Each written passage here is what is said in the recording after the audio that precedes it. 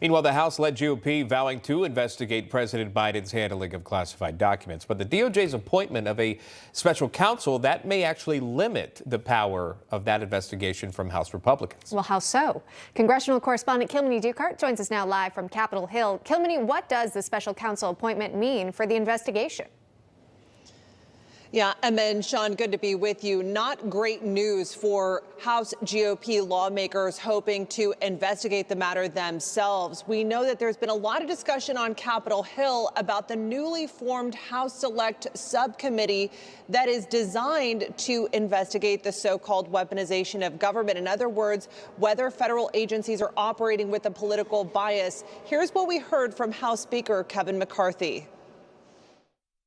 It could go from that committee or others, but I think Congress has to investigate this. Here's an individual that's been in office for more than 40 years. Here's an individual that sat on 60 Minutes that was so concerned about President Trump's documents locked in behind, and now we find it just as a vice president, keeping it for years out in the open in different locations. Yeah, but the DOJ will most likely be reluctant to heed congressional oversight requests, citing their ongoing investigations. I'm not a big fan of special counsels. I believe that the House Oversight Committee could get more information quicker. We have national security concerns about how the vice president handled classified documents.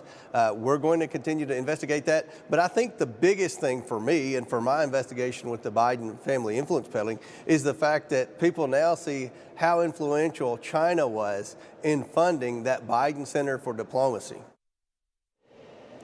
Meanwhile, Congressman Mike Turner, the top Republican on the House Intelligence Committee, he's requested intelligence agencies conduct a damage assessment of potentially classified documents. He's also requested briefings from the Attorney General Merrick Garland and the Director of National Intelligence, Avril Haines, by January 26th. In the upper chamber, Florida Senator Marco Rubio, who's the leading Republican on the Senate Intel Committee, he's demanded to see classified documents that was found at President Biden's home, as well as a national security risk assessment, again, by the Director of National Intelligence. But in terms of the previous requests that not only Marco Rubio, but also the Democratic Senate Intel Committee Chairman Mark Warner has put forward, they've been very frustrated by the process in just getting those requests from the special counsel appointed in Trump's case.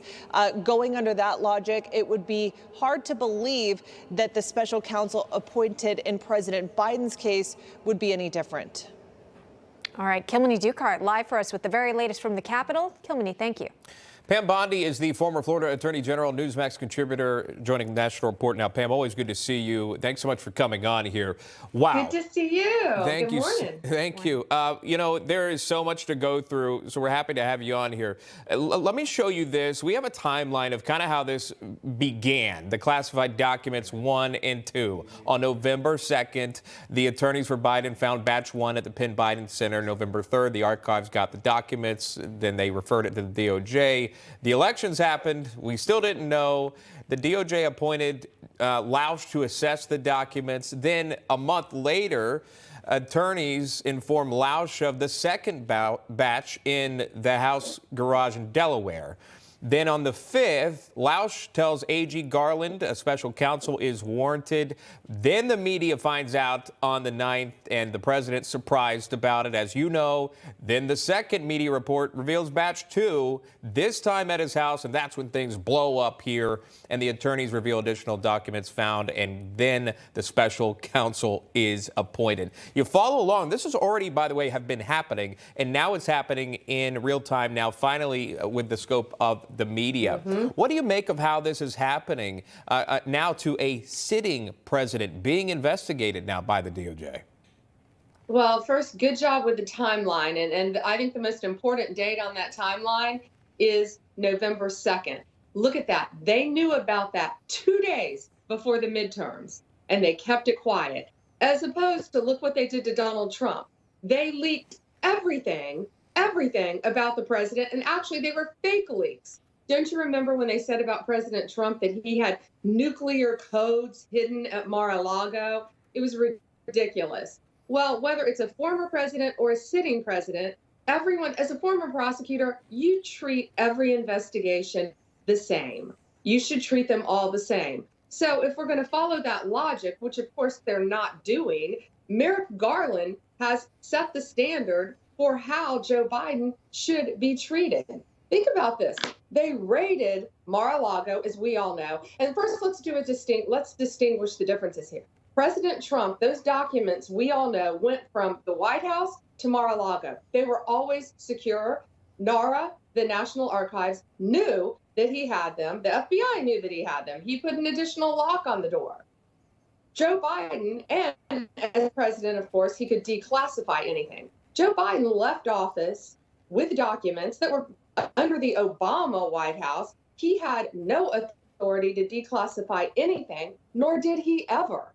Those documents sat in multiple places because we know before the Penn Biden Center was open, where some of these documents were found, we know that we don't know where they were. They could have been anywhere, and he did not have security. He did not have Secret Service. Now we know there were additional documents found in his garage, which is a whole nother joke, that they were sitting in a garage that he claims to be secure, that we all know Hunter Biden had access to. That was the family house. Right. So if you want to treat these investigations in a similar way, why haven't they raided every Biden residence?